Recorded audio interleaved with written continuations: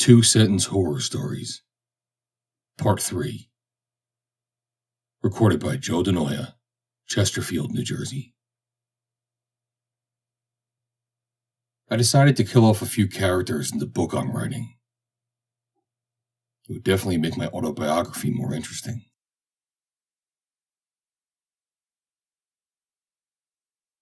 I can hear 1 year into the future. Today, the noise stopped. I told her there was no monster in her closet, as I picked her up and told her she could sleep with us tonight.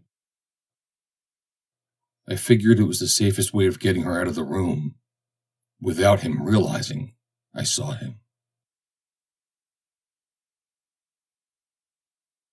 The driver wasn't very chatty, so I checked my phone. It said, "Hey, it's your Uber. I'm outside."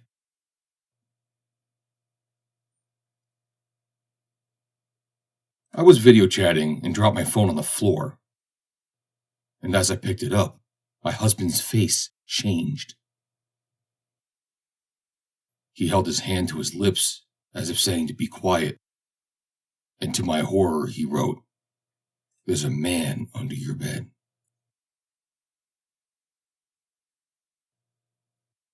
They say a shiver down your spine means that someone's walking over your future burial site.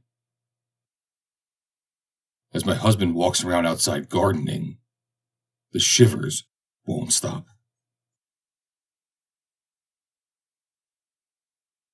While tidying my laboratory, I came across an unfamiliar notebook and opened the first page. Warning: the subject still thinks he's a scientist.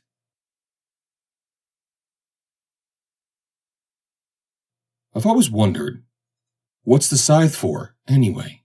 I asked, as death escorted me to the underworld. Protection, he answered nervously. After being forced to starve and live naked in the woods for years, my wife and I finally found the courage to steal some food from the man who's been torturing us. I felt my heart sink as a thundering voice shook the earth, saying, "Adam, what have you done?"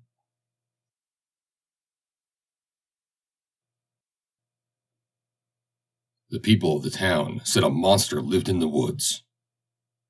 I frankly found it ridiculous, for I was the only one who lived in the woods, and I have seen no monster. My mom says I need to start taking my schizophrenia medication again, because it's unhealthy for me to suddenly stop taking them. But it's the only way I can keep her around.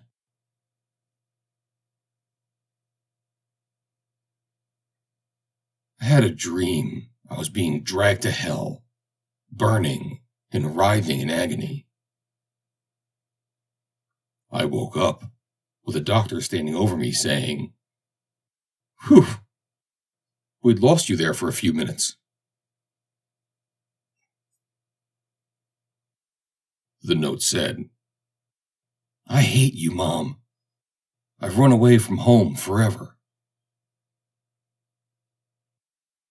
It took me 5 tries, but I finally got the handwriting to look just like hers. "We found your daughter," the officer said as he drew an X on the map. And then he drew another, and another, and another.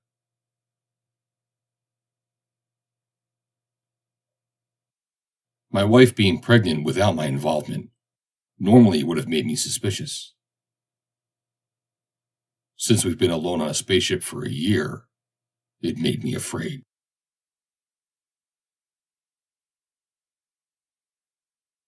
During dinner, she told me she knew my deep, dark secret. As she chewed her burger, I knew she was bluffing.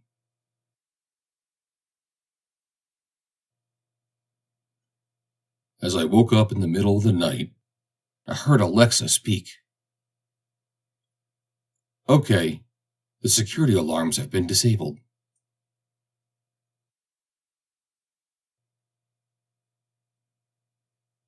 I sobbed as my daughter begged me not to pull the trigger. It gets harder and harder to kill her each time she returns.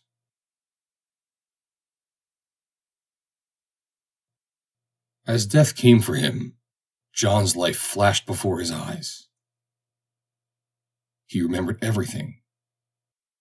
His birth, his trip home, and the blank look in his mother's eyes as she held him under the bathwater.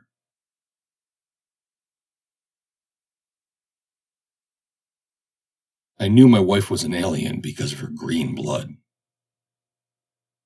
I knew she was lying when she kept screaming, "You're colorblind." The end of Two-Sentence Horror Stories, Part 3. Read by Joe DeNoia, Chesterfield, New Jersey. April 25th, 2021.